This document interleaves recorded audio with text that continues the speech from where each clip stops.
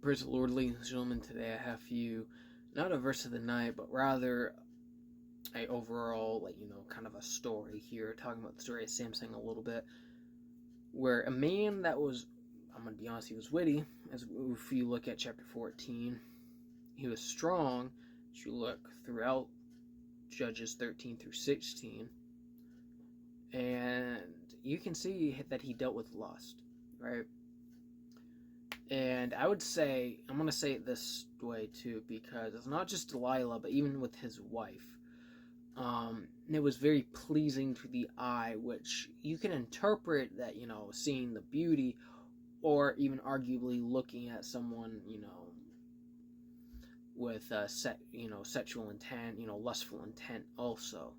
It doesn't necessarily specify too much other than that I believe that the way he went about with his wife was a lot better, because in verse 4 of Judges 14 it says, "But his father and mother knew not that it was of the Lord, that he sought an occasion against the Philistines, for at that time the Philistines had dominion over Israel." So I believe that not only did she look pretty, but it was for, again, as I said, this is a little bit of wittiness and, smarts here. I believe he was trying to get a way in to kind of go in about how to deal with the Philistines. On top of that, more importantly, I should say. And it doesn't go too well, because the Philistines also, he killed the 30 Philistines at the feast because of the riddle that he told his wife that then she told unto the Philistines. Which, again, this is one of those things where he basically chose the wrong people, right? But the Lord, with this woman, the Lord wanted him to go about it as to, again, that he sought an occasion against the Philistines. But with Delilah, had fornication, complete lustfulness, and allowed that lustfulness to actually destroy him.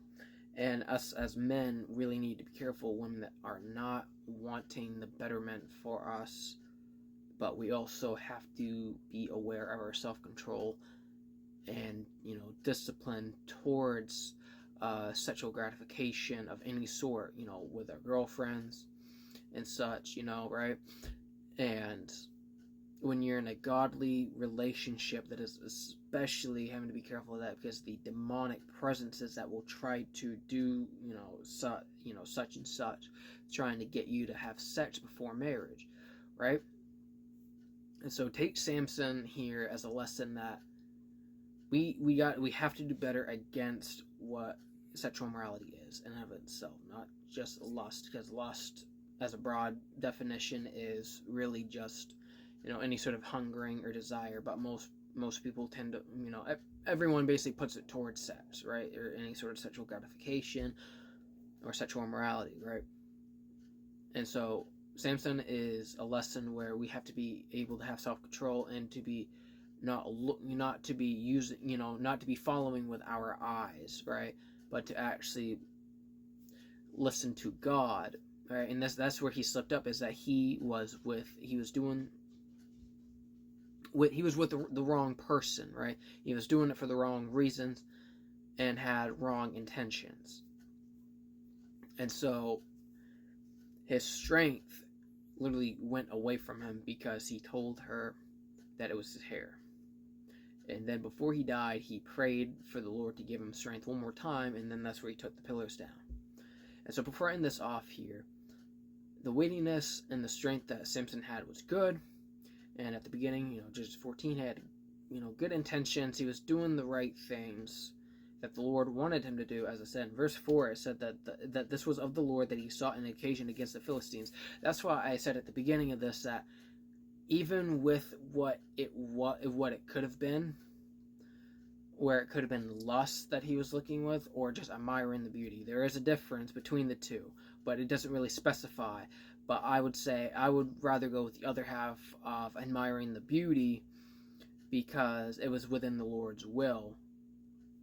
And not only that, also, you could also say for the other side, before I end this off here, is that it's better to marry than to burn with lust also. So you can take it as you want with that part, But know that the downfall of Samson was because he went into his own lusts and not going with God when it came to Delilah. That is where he slipped up, but then he went back to God at the end of it. He died in the process, but he went and prayed before God. So with that being said, I pray that you guys got something out of this like I did. This isn't, I'm going to be honest, this is probably one of the very few times that I'm going to be doing this, so I pray that I can do better next time, even, not only with just, reading it, but also the explanation thereof. But I pray that y'all have a good rest of your day. I love y'all. God bless you. And Jesus Christ loves you more. Amen and amen.